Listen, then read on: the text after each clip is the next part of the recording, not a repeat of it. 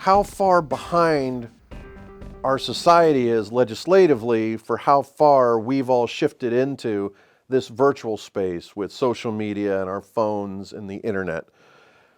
You have the Internet Decency Act in the United States in Section 230, which makes companies like Facebook, Twitter, and Google, they have no legal liability for what a user does on their platform. And there are some bad actors that take real advantage of that.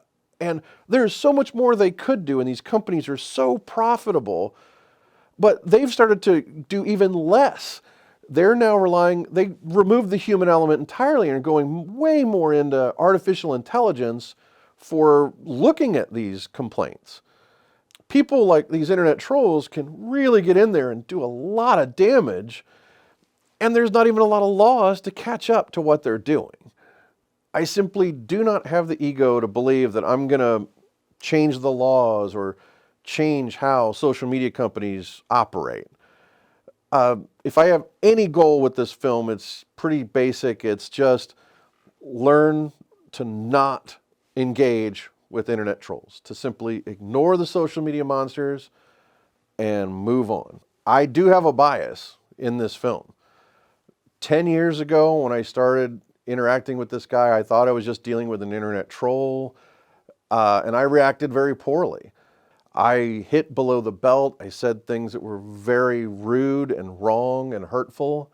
And for that, I apologize. I'm apologizing to Matthew Burdick that I said and did those things. I was wrong to have done that. I mean, I was responding to someone who sent me multiple emails in a row calling me a fat fuck. But at the same time, that doesn't make my reaction right. I should have never responded at all. I should have just had zero reply. And that's one of my biggest regrets, is replying and continuing on with this. And now this guy's obsessed with me 10 years later.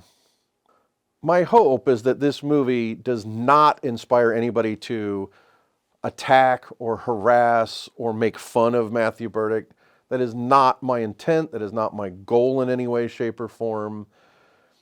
It's possible he's genuinely mentally ill, and regardless of whether he's mentally ill or not, I just feel sorry for him. I think that he's somebody that's hurting and he needs help.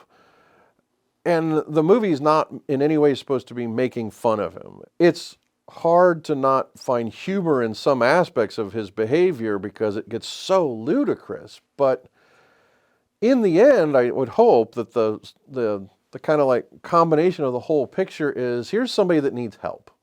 When Matthew Burdick contacts somebody's boss trying to get them fired after they have a fight on social media, if they can point to this film and go to their boss and say, look, just be careful, this is what we're dealing with.